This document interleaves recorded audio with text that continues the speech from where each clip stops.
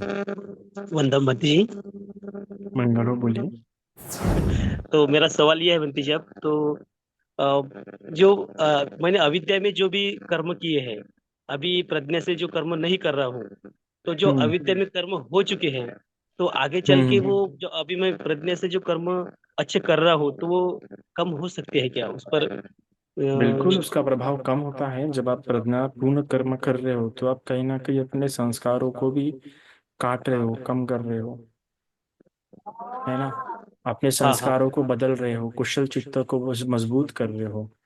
तो हाँ इसलिए हाँ। जब कभी कर्मों का फल आएगा तो उसका प्रभाव थोड़ा कम रहेगा। तो मुझे ऐसा लगता था कि भाई अपन ने जो अध्ययन में जो कर्म किए हैं भाई, प्राणी हत्या, जो जो भी जिसकी भी जो हत्या हुई है, अभी तो नहीं हम्म ऐसा होती हत्या, अभी तो चील का पालन करता हूँ ज्यादा से ज्यादा। हम्म। लेकिन ऐसा अब देखता हूँ तो ऐसा लगता है कि मैंने जो पिछला जीवन जी गया वो बहुत बुरी तरह से जीवन जिया।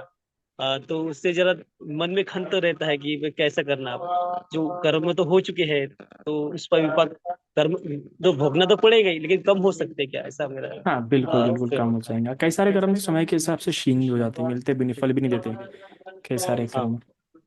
हम्म। वंदामी भंते जी। हाँ मंगलो बोलिए। योनिसो मनसिकारा का एक एग्जाम्पल दीजिए ना।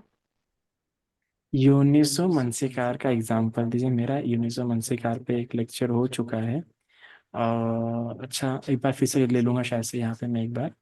और यूनिसो मनसिकार मतलब ठीक प्रकार से विचार करना। चार प्रकार के यूनिसो मनसिकार बताया गया है, जिसमें कि भिन्न भिन्न तरीके से आप अपने अपने दुखों को देखते हैं, है ना। कई बार देखते हैं कि बाबा ये दुख से मैं सही में अभी निकल सकता हूँ या नहीं निकल सकता हूँ, है ना। इस दुख को मुझे किस रूप में स्वीकार करना होगा, वो पहले हम समझते हैं। इस दुख को मैं स्वीकार कर पा रहा हूँ या नहीं कर पा रहा हूँ, मुझे किसी मित्र की आवश्यकता है या कुछ ऐसे प्रवचन की, ऐसी किसी किताब की आवश्यकता है।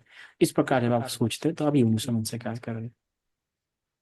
थैंक यू सो मच भंते जी। हेलो।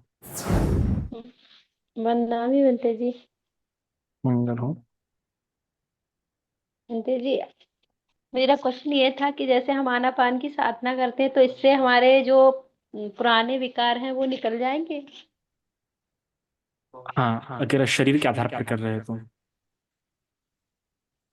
जो वेदना के आधार पे मतलब देखना हो। वेदना के आधार पर जब आप करेंगे तो डर, थोड़ा कुछ नेगेटिव पॉइंट्स रहते हैं कि अगर ट्रॉमा वगैरह रहा होगा आपको या ऐसे कुछ रहे होंगे दबे, तो संभाल ना पाए, या फिर क्योंकि वेदना बहुत बारीक चीज होती है, बहुत तीक्ष्ण बुद्धि वाला काम होता है वो। तो इसलिए वेदनाओं के आधारों पर अपने संस्कार काटना इतना आसान नहीं होता है। वो मास्टर के अंडर में कर ज्यादा अच्छा रहेगा।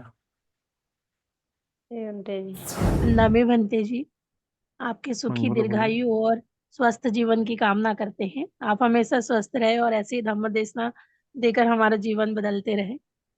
बनते जी, आपकी धम्म देशना सुन सुन के मेरा जीवन तो बदला ही। पहले बहुत क्रोध आता था, लेकिन क्रोध अब नहीं के बराबर हो गया, और क्रोध आता भी तो समझ में आ जाता है कि अब मुझे क्रोध आने लगा है। तो इसके लिए आपको बहुत बहुत साधुकार बनते जी।